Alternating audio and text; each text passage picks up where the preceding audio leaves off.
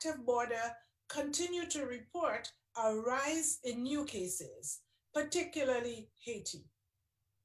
We are witnessing a spike in transmission in the north of Costa Rica, around the border with Nicaragua. French Guiana went from 140 to 1,326 cases only in 1 month, a period that coincides with an increased transmission across its border with the state of Amapá in Brazil, and also with an increase of cases in neighboring countries as Suriname. In addition, there is ongoing transmission in the northern states of Brazil that borders with Guyana and Suriname.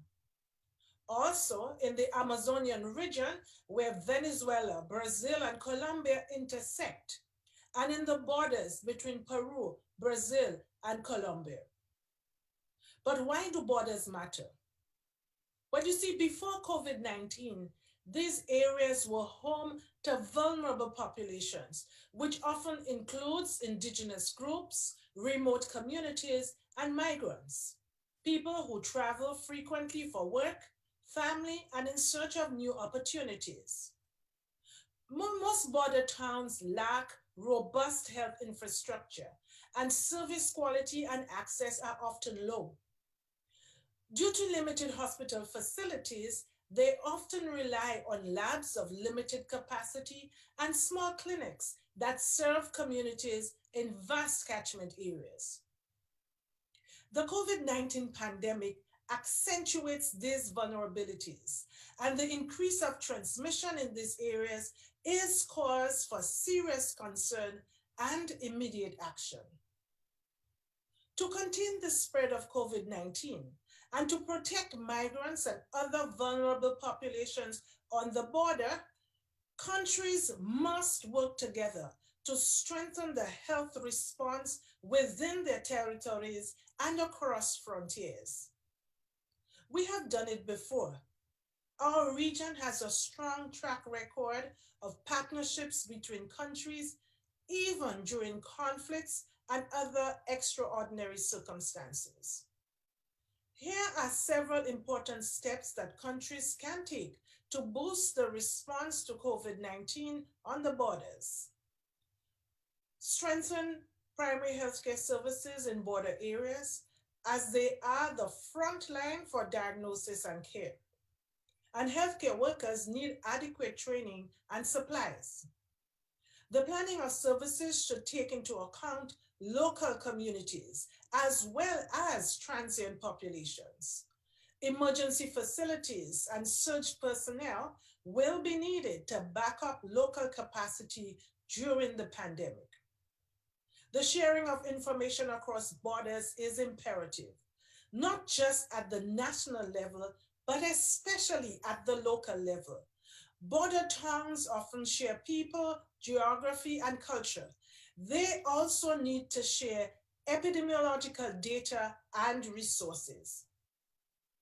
Surveillance is essential and should be prioritized. This includes boosting testing capacity in remote settings that often lack strong lab infrastructure. We also need to be mindful of cultural barriers by sharing information on how to prevent the spread of COVID-19 through various media forms, channels, and languages that a diverse range of communities can access and understand. PAHO is supporting countries to address the spread of COVID-19 in border areas, either by establishing a local presence or by boosting the capacity of local health authorities. In Leticia, Colombia, we are providing technical assistance and facilitating bilateral communications between Venezuela and its neighbors to address the needs of migrants. We have also enhanced local capacity with field offices in the state of Roraima and other border areas in the Amazon. And we have helped establish protocols for surveillance, and with other UN partners, we are supporting a triage center along the Haiti-Dominican Republic border. In our role as partner and coordinator, we continue to work closely with our member states, UN agencies, and humanitarian organizations on the COVID-19 response throughout the region. We are also providing a vast array of supplies, such as PPEs, medicines, ventilators, and other medical equipment to ensure local communities and migrants who become ill because of COVID-19 receive proper care.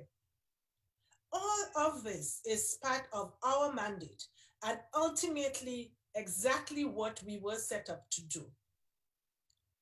In the Americas, the COVID-19 pandemic is a regional problem, not merely a country problem.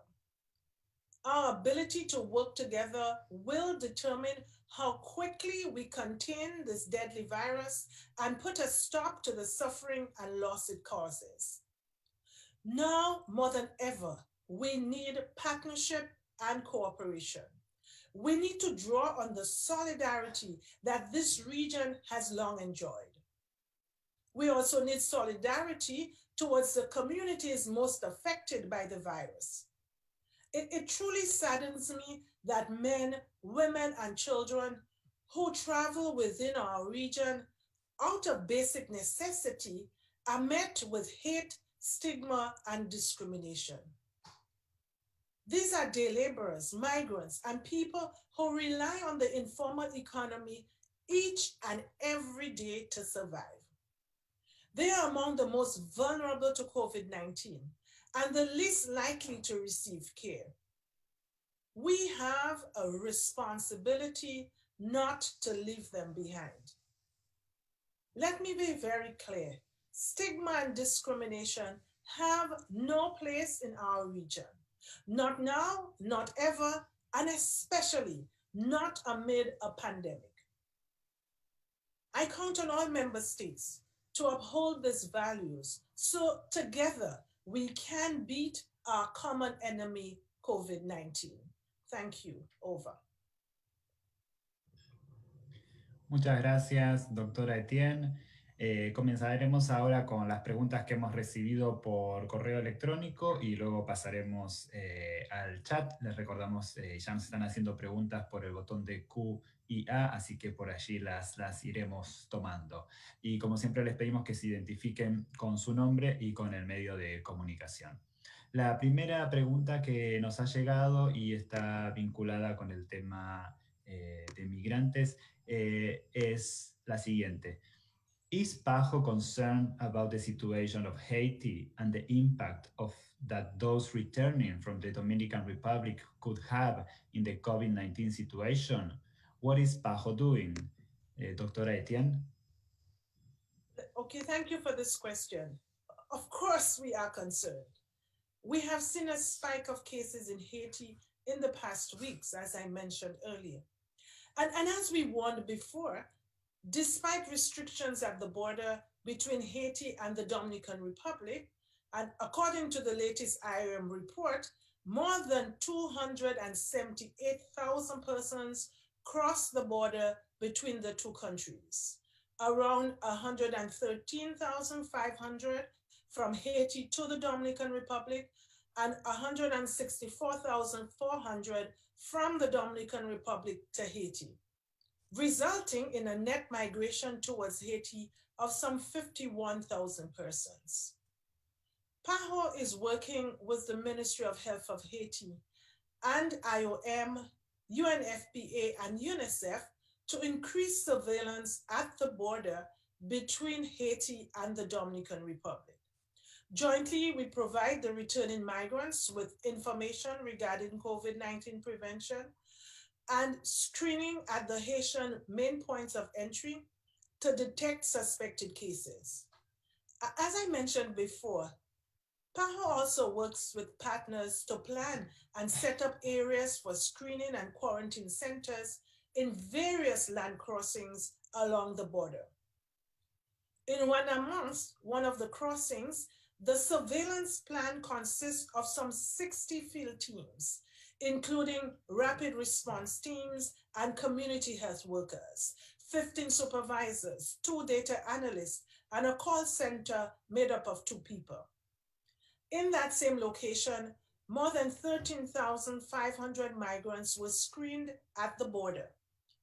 Among them, 64 suspected cases were identified, and of those, 49 were admitted to the quarantine center, 44 were sampled, and 6 ultimately tested positive for COVID-19 by PCR. Last week, training sessions were conducted for the field teams. Discussions were held by PAHO with the Ministry of Health and UN partners on the implementation of activities and on how to improve testing capacity at the border. PPEs were also distributed to the staff working at the quarantine center in Wanamath, as well as to Coast Guards in Cap Haitien. We, PAHO, remain vigilant of the evolving situation in that particular border. And we are working urgently with Haitian health authorities and other partners. But as I said before, a much broader coalition to address a potential health crisis in this country is needed. Over. Muchas gracias, doctora Etienne. La siguiente pregunta, viene de 2 periodistas, Luis Madrigal del diario Delfino de Costa Rica y Oscar Ugarte Jiménez del semanario Universidad de Costa Rica por mail y también en el chat. Preguntan, ¿cuál es la principal preocupación de la OPS ante la situación en la frontera entre Costa Rica y Nicaragua?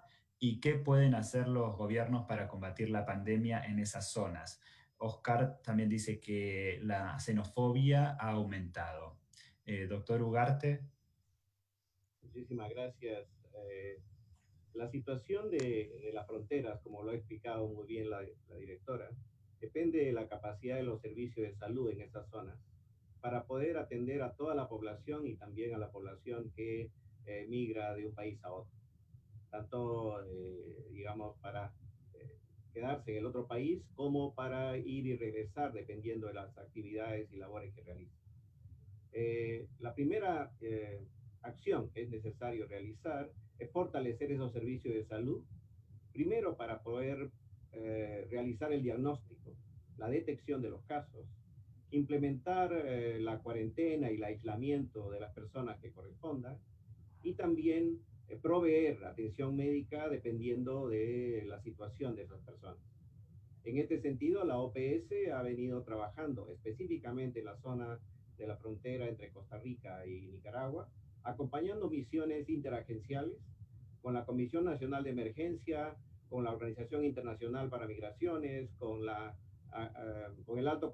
Oficina del Alto Comisionado de las Naciones Unidas para Refugiados, y estamos preparando un plan sanitario de contingencia en zona de frontera para hacer el triaje, el aislamiento, zonas de cuarentena, etcétera, y también para fortalecer los servicios de salud en las zonas de atención en la frontera, especialmente para migrantes.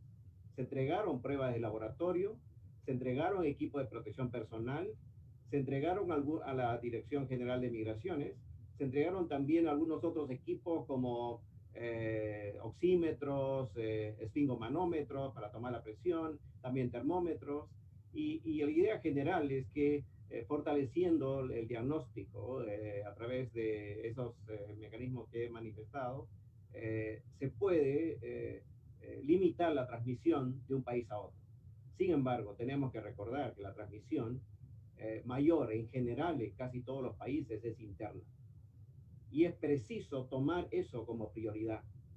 Ya la directora lo ha manifestado, el asociar la enfermedad con un grupo específico como migrantes es una fuente de estigma.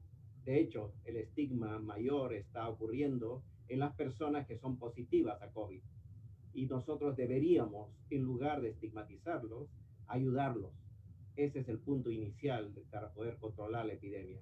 Porque aquellos que sienten peligro no van a decir que tienen COVID, van a ocultar sus síntomas y si tienen un diagnóstico positivo, van a procurar no decirlo. y eso nos afecta a todos. Gracias. Gracias, doctor. La siguiente pregunta nos llegó de Jarna, de Byte Radio de Dominica. Pregunta, last week, Dr. Etienne talked about exponential rises in COVID-19 cases in the region. Could this be the second wave, or are these countries still grappling with the first? Dr. Barbosa. Thank you for this question. This is definitely the first wave. We can only talk about a second wave after the first wave is completely controlled. This is, for instance, the situation that we have now in New Zealand. New Zealand completely interrupt the transmission of COVID-19. So if in 1 month or 2 months, New Zealand experience a new wave of transmission, this will be the second wave. But in Latin America, now we have the first wave. The transmission here started by the end of February, when we had in Latin America the first cases, important cases from Europe, most of them. During the months of March and April, the countries in Latin America adopted very important measures, social distancing measures that were able to reduce the speed of the transmission.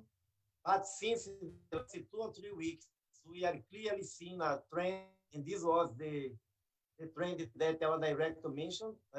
We are experiencing a very important increase in the number of cases in many countries.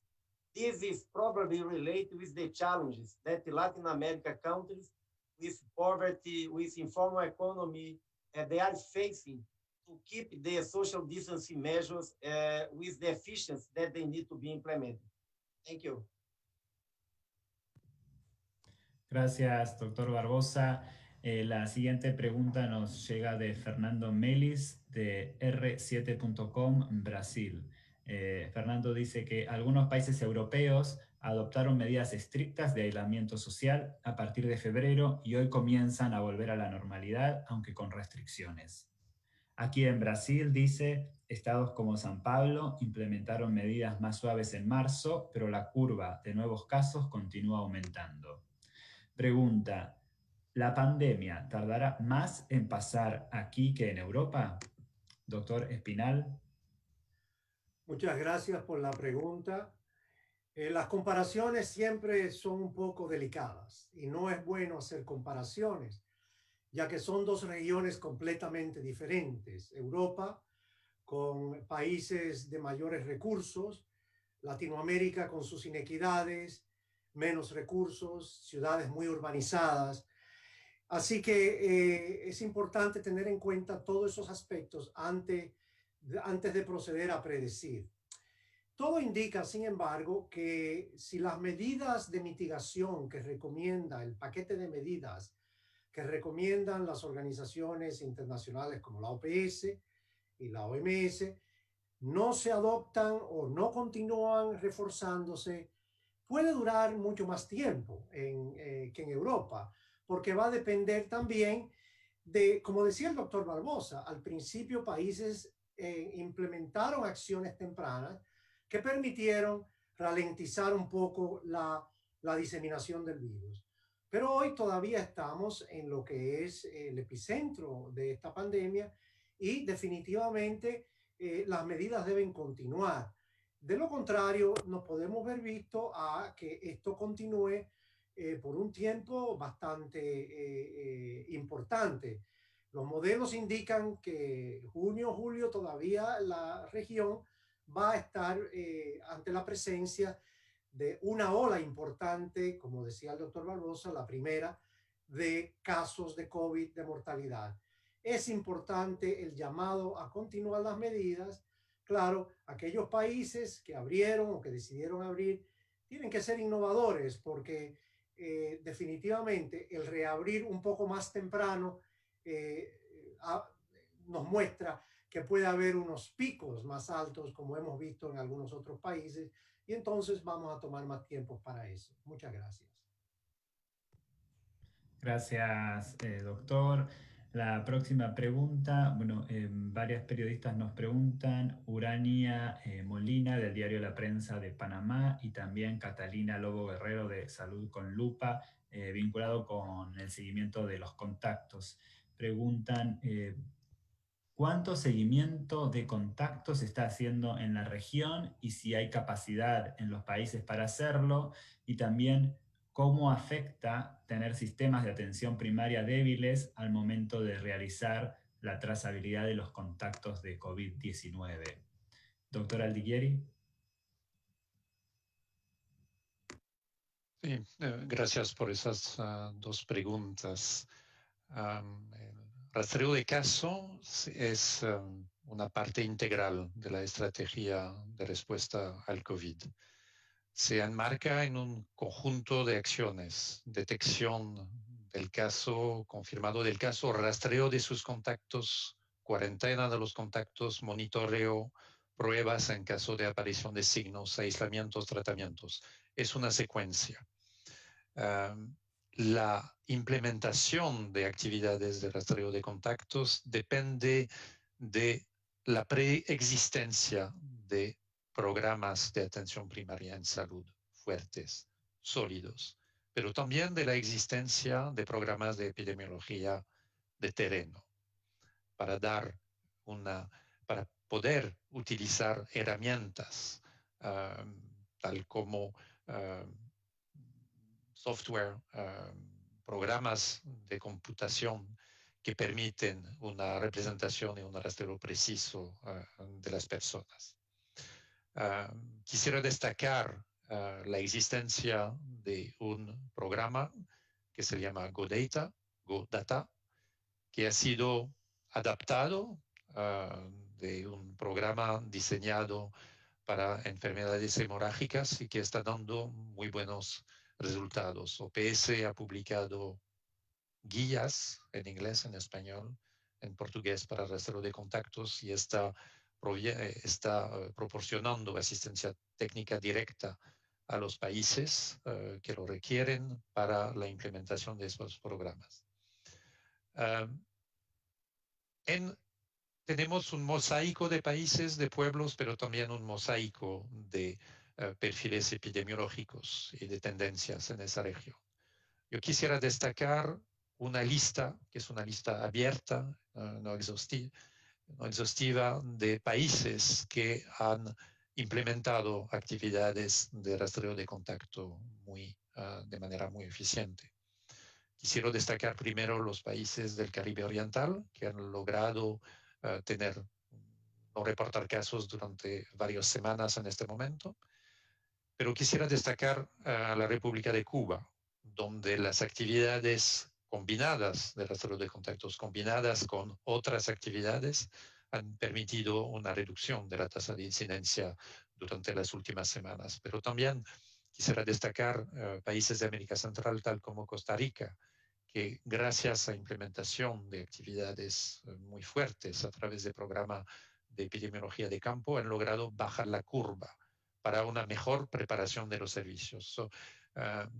En conclusión, y podría dar más ejemplos. En conclusión, rastreo de contactos es una actividad clave y se enmarca en un conjunto de otras actividades para reducción del impacto del COVID en nuestras sociedades. Gracias. Muy bien, gracias, doctor. Siguiente pregunta nos llega de Alina Dieste, que también está conectada en el chat, de la agencia AFP.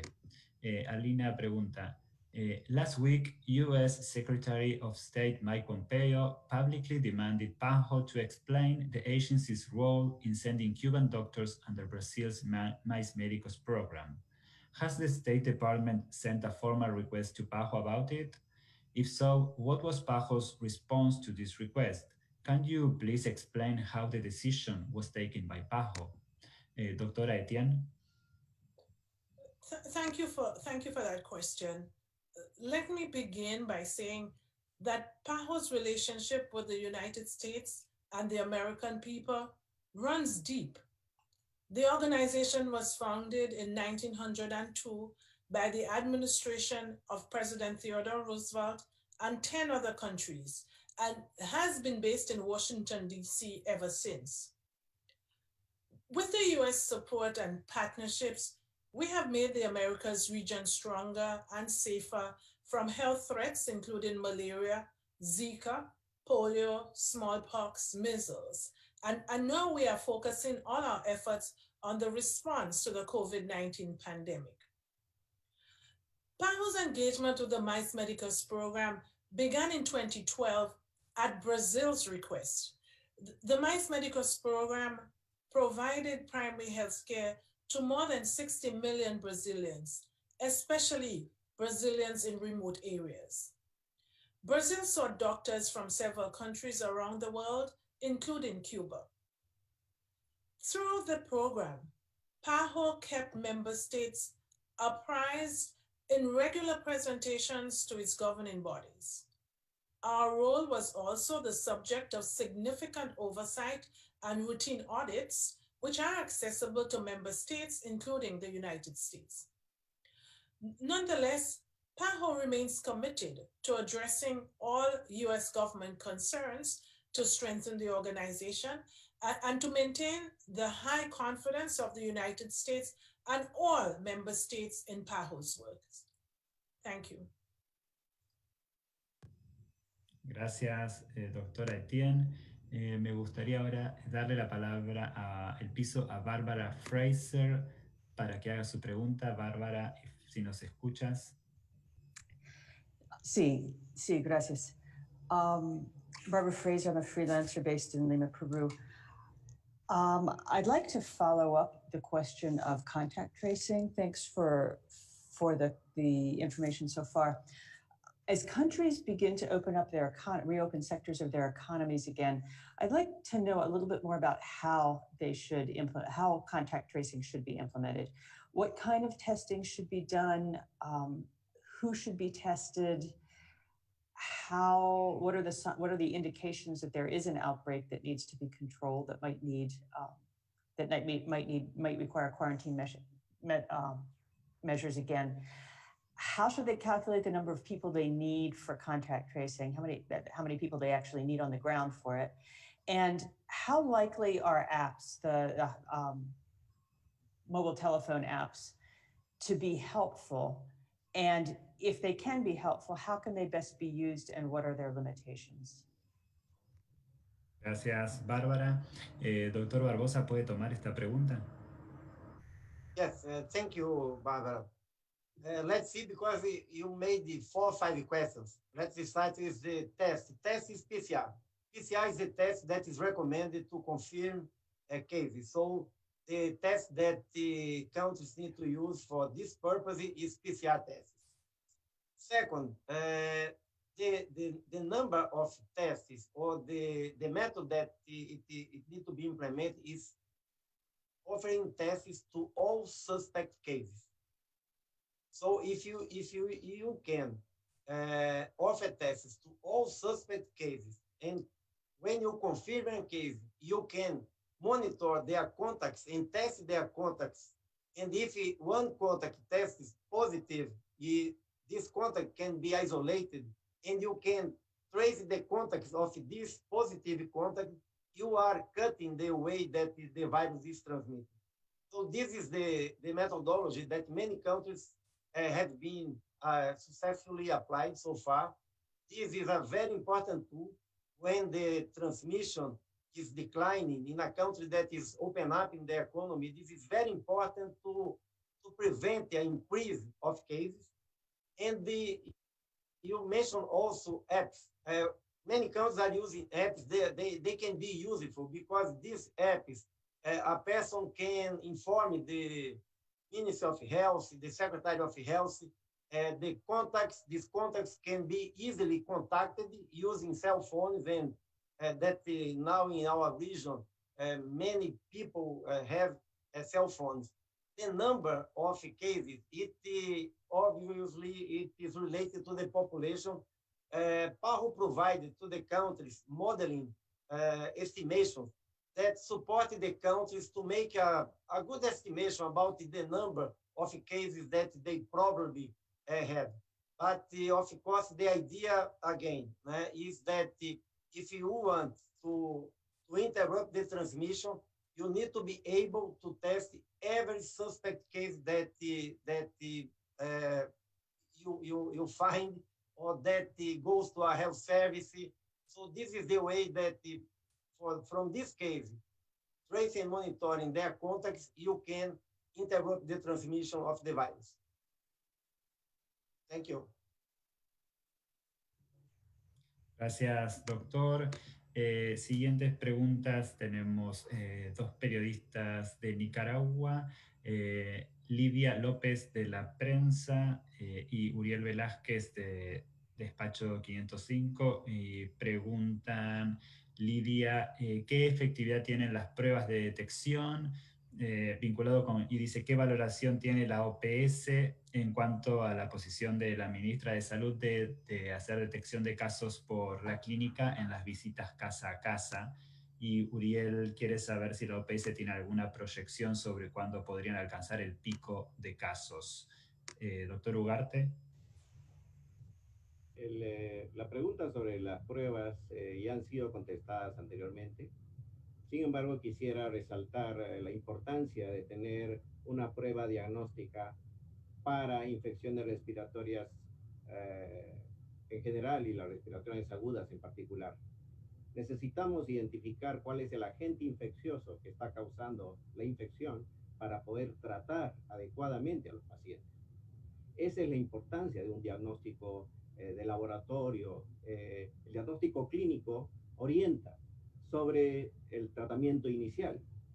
Y en esas visitas casa por casa o las visitas domiciliarias, se requiere personal altamente entrenado y con características especiales de experiencia y de conocimiento que pueda hacer un diagnóstico clínico adecuado y tomar las acciones que correspondan.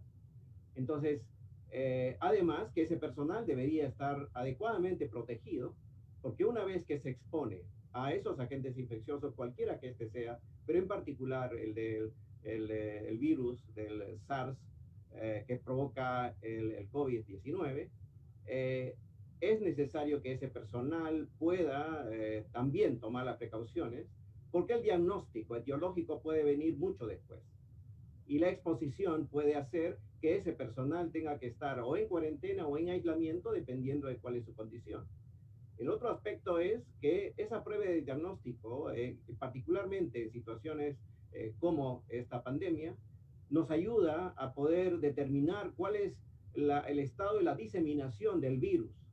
Y estamos hablando del virus porque en la medida que nosotros detectemos circulación de virus en otras localidades o en otros establecimientos de salud o en otros centros donde hay personas, digamos, bajo cuidados, será la medida en la cual nosotros podamos implementar acciones adicionales como el distanciamiento físico, pero también aislamiento, cuarentena, etc.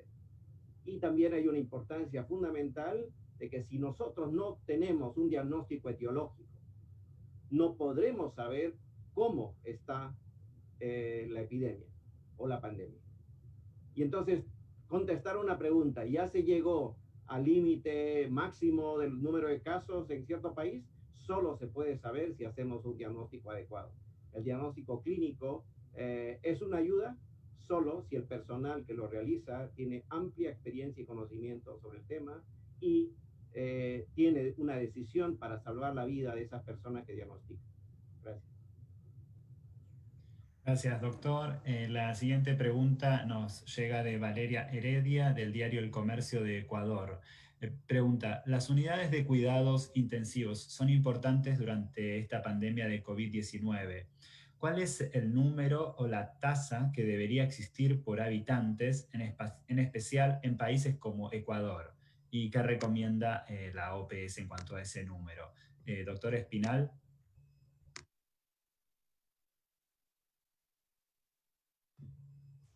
Doctor, lo tenemos en silencio, si puede unmute su micrófono. Gracias. Gracias, disculpa. Muchas gracias, Valeria, por la pregunta. lo importante no es la tasa del número de camas, es cómo manejamos las camas disponibles que tenemos en cada país. La OPS recomienda como varias medidas al respecto.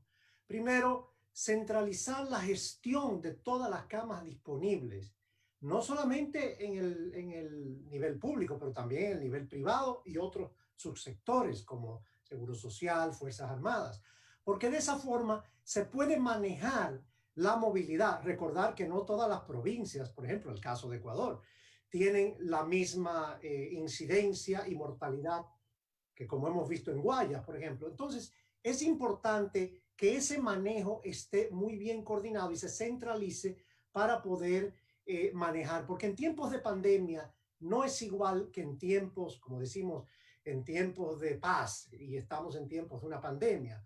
Lo segundo es, debe existir un sistema de monitoreo del manejo de esas camas casi que en tiempo real, para poder tomar medidas y hacer las referencias que sean necesarias.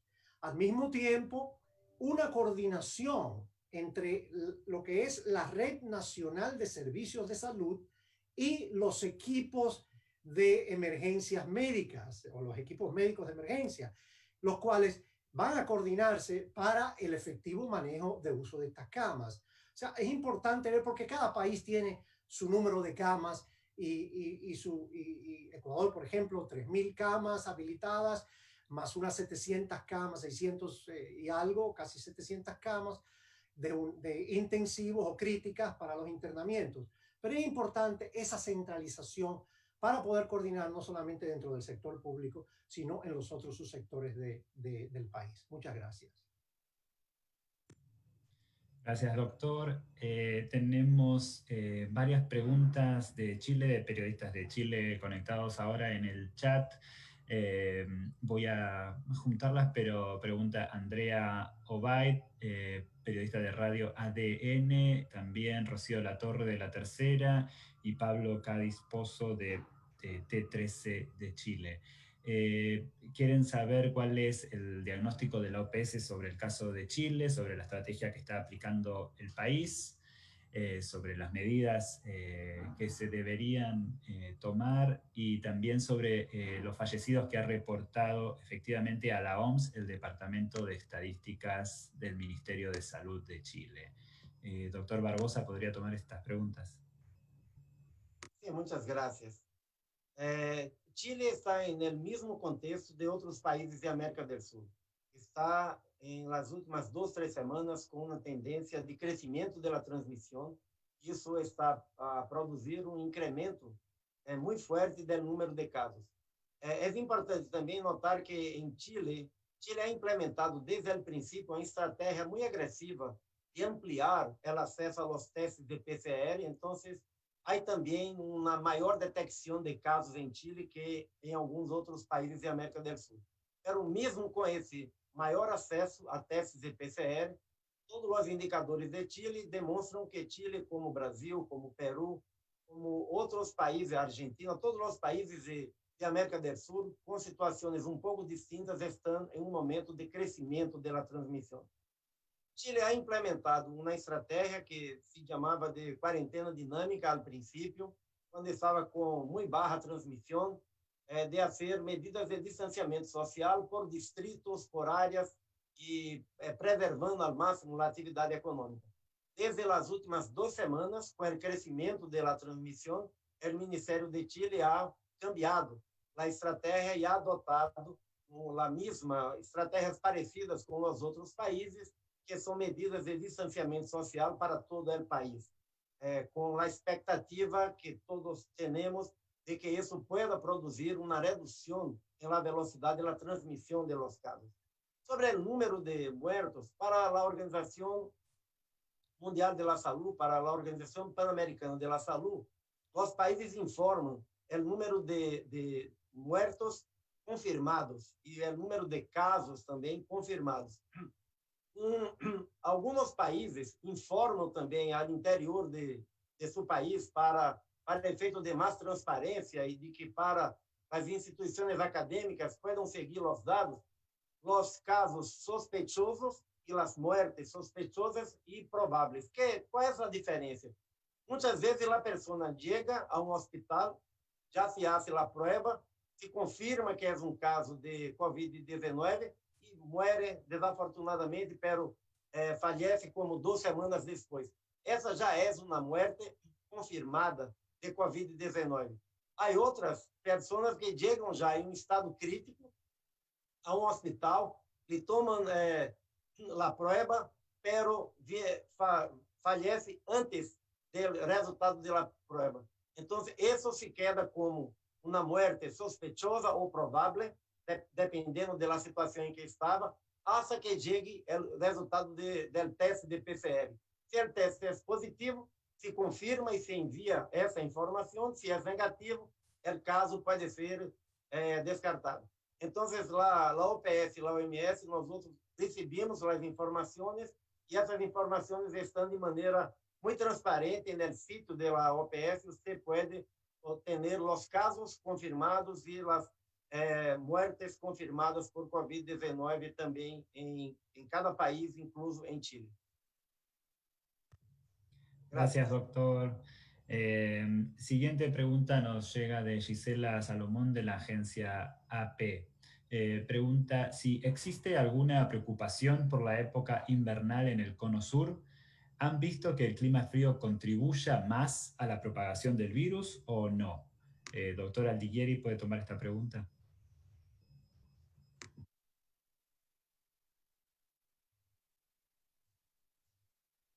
Sí, gracias por esa pregunta. Yo creo que ha sido uno de los temas centrales de la conferencia de prensa de la semana pasada.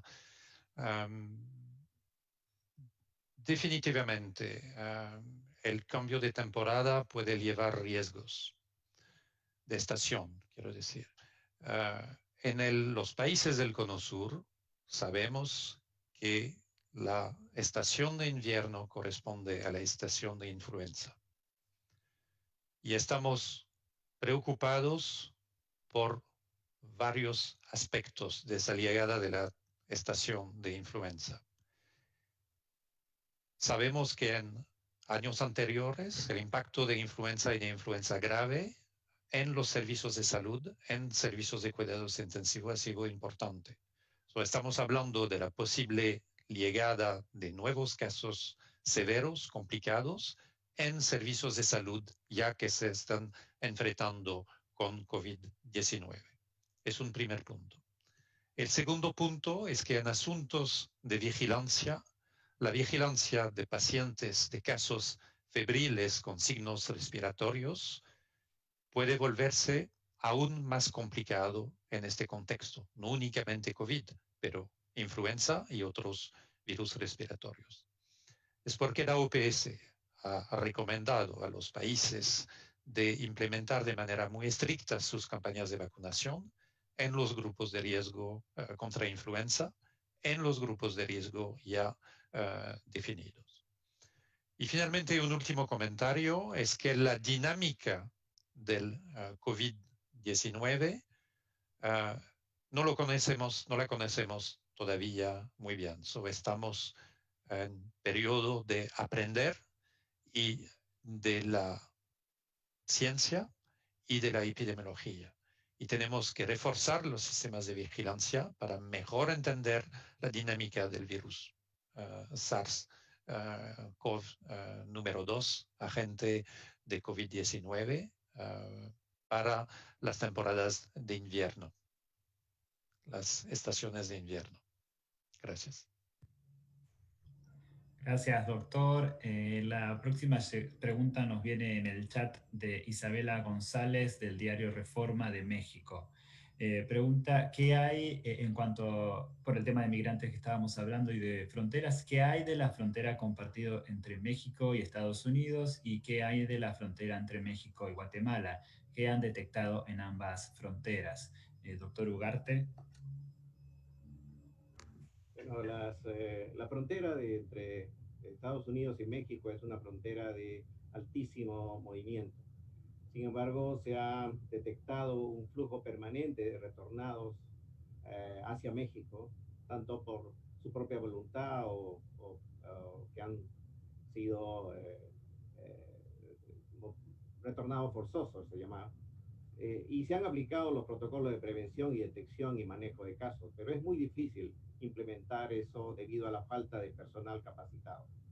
En conjunto con la Secretaría de Salud, el Instituto Nacional de Migración, el Comité Internacional de la Cruz Roja y Agencia de Naciones Unidas, se ha entrenado al personal para incrementar el personal capacitado para enfrentar, digamos, la detección, la cuarentena y el aislamiento de los casos que se detecten en zonas de frontera.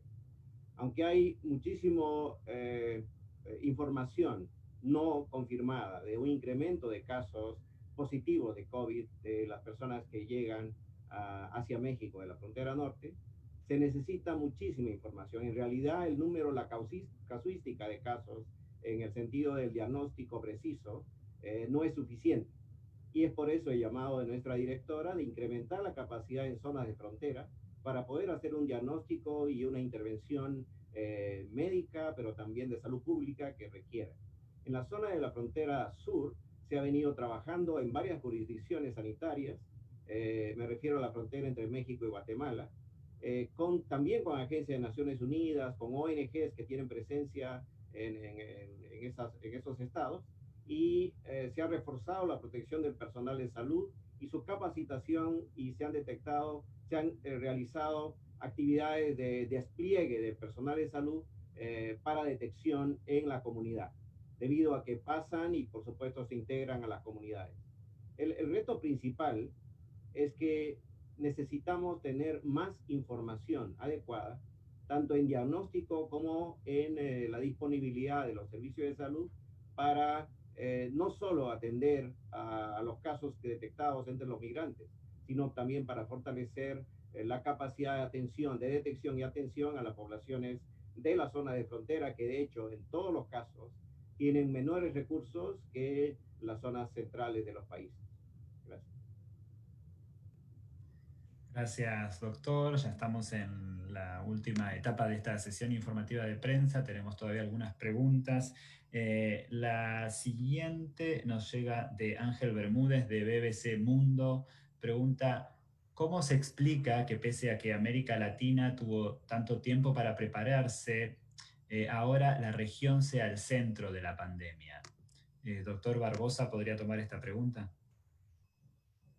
Sí, a América Latina se preparou para a pandemia, adotou medidas importantes que foram capazes, durante muitas semanas, de estabelecer uma transmissão que não tivemos serviços de saúde, com uma ou duas exceções, mas não tivemos em América Latina, hasta hoje, uma explosão de casos, como vivíamos, por exemplo, em alguns países da Itália, mesmo aqui em Nova York, nos Estados Unidos.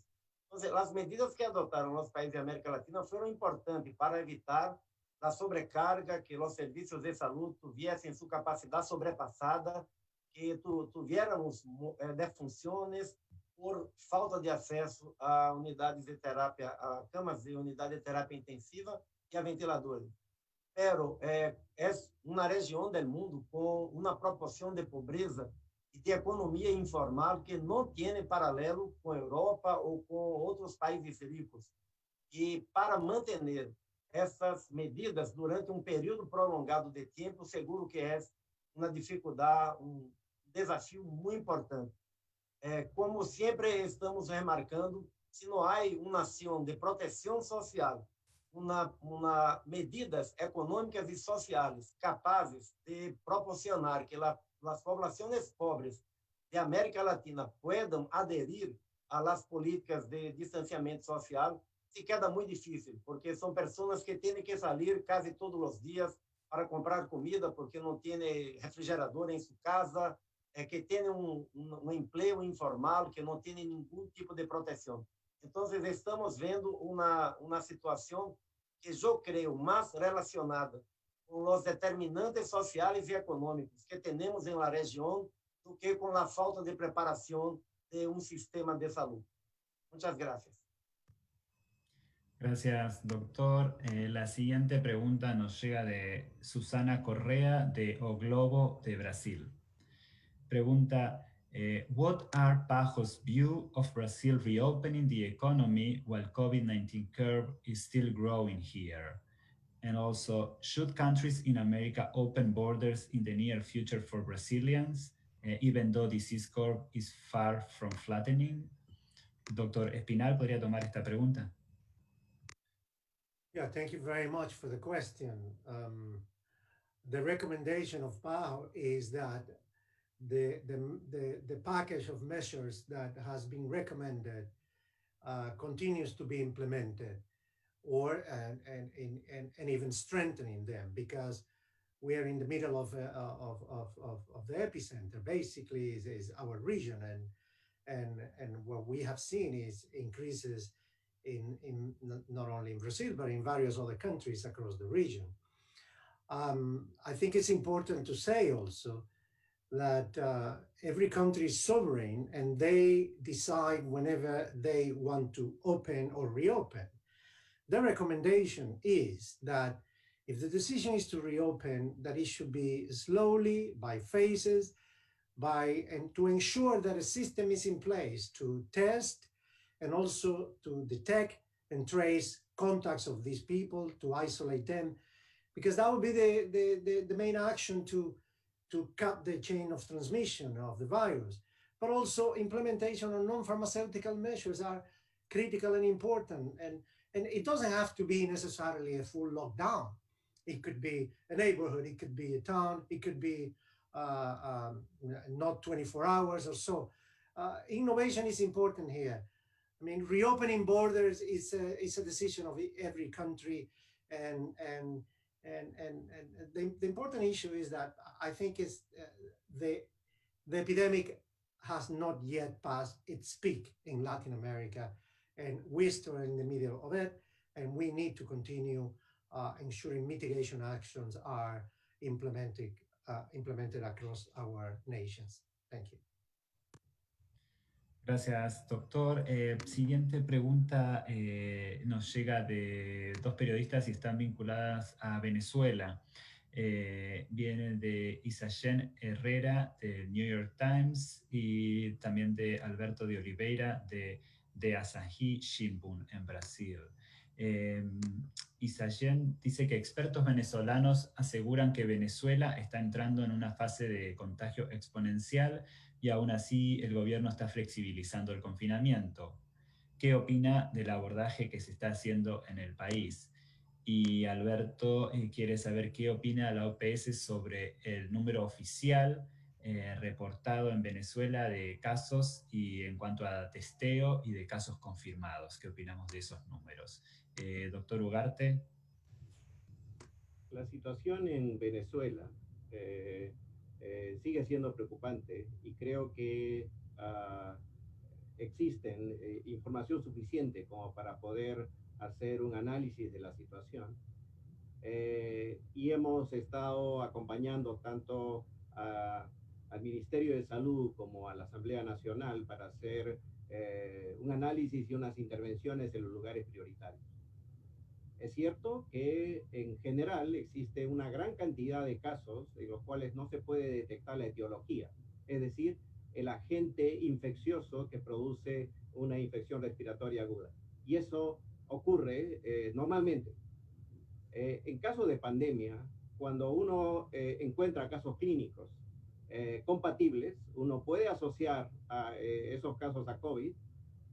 Sin embargo, muchos de ellos puede que no sean esos casos. De tal manera que el número exacto o inclusive aproximado, cuando el sistema de vigilancia y el sistema de diagnóstico no está adecuadamente establecido, es muy difícil de lograr. En ese contexto, la flexibilización de las medidas de distanciamiento físico o la reapertura de la economía se hace con los criterios de vigilancia epidemiológica, de revisión de la disponibilidad de camas, de hospitalización, de cuidados intensivos, y se hace de manera gradual, se hace de manera progresiva, se hace en zonas específicas donde uno tiene la posibilidad de vigilar adecuadamente, y de las interacciones que hemos tenido con los grupos tanto científicos como oficiales del gobierno, encontramos que esas medidas están siendo seguidas con cautela y esperamos que una vez que se detecten que esas medidas están, están ocasionando un incremento de casos, seguramente que se van a ajustar. Eso es propio para Venezuela, pero también para todos los demás países, como ya lo han expresado mis colegas anteriormente. El diagnóstico de la circulación del virus es el aspecto más importante y en ese sentido es casi la piedra angular para poder determinar qué acciones se pueden implementar respecto a distanciamiento social o la reducción de esas medidas. Gracias. Gracias, doctor. Y ahora sí vamos a pasar a la última pregunta que nos llega de Sebastián Boyd de Bloomberg. Pregunta, immigrants in Latin America tend to be more exposed to risk factors such as overcrowding, informal employment, and limited access to healthcare systems or social support. Does PAHO have any data to show whether the virus is having more impact in immigrant communities? Y otra pregunta que también recibimos dice, today you talked about the need to strengthen the response in the borders, but what about the migrants that are stuck or in transit due to COVID-19? Doctora Etienne? Thank you for those two questions. Let me begin by saying, first of all, we have been working with countries in our region to support the response for migrants well before COVID-19. The pandemic, of course, has added a new level of complexity to that cooperation. Yes, and it has definitely made it worse for migrants living in temporary settlements or in the process of migrating, where access to healthcare services is very often limited. PAHO is well aware of this situation, and we are calling countries to take this situation into account in their response. PAHO is working closely with countries throughout the region to implement these recommendations and to bolster our health response in border areas. So let me just give you a flavor of the work that we are doing in this respect. As I said before, our country teams have been working with the governments of Haiti and the Dominican Republic to monitor the health of returning migrants by supporting screening and contact tracing measures, and by helping to set up quarantine centers in some areas of Haiti. We've also had an active role in facilitating bilateral coordination between the Colombian and Venezuelan health authorities to formulate strategies to protect the health of border populations. On the border between Colombia and Brazil, PAHO carried out a joint technical mission with the Ministry of Health in Leticia, Amazonas State, to help local authorities develop a contingency plan. We also distributed PPEs, medicines, ventilators, and other medical equipment to ensure local communities and migrants who are ill with COVID receive proper care. In some Brazilian border states, for instance, PAHO is training healthcare workers in case management and infection prevention and control, as well as on outbreak investigation and contact tracing. We have also worked to ensure local mental health support is adjusted to the realities of COVID-19 and migration, including risk communication and the dissemination of communication materials on stigma, mental health care for the elderly, and healthcare professionals. These are just a few examples of our work in the field. But what I believe is that our main role, still being in the unique position that we are, is to bring all the parts together across borders to protect our people in the region and to ensure that migrants have access to the information and care that they need, free of stigma or discrimination. I believe that PAHO is uniquely placed to do this, And we will continue to work with all of our countries and with the border communities to ensure that we bring healthcare that is specific to COVID-19 to them. Let me thank you again for being here with us today, and we hope to see you next week. Thank you. Muchas gracias, doctora Etienne, y a todos por conectarse y participar en esta sesión. Como siempre, les estaremos enviando en breve las palabras de apertura de la directora, así como la grabación de la sesión. Y pueden seguir en contacto con nosotros por correo electrónico, que les estaremos contestando lo antes posible. Gracias a todos por conectarse y seguimos en contacto. Saludos.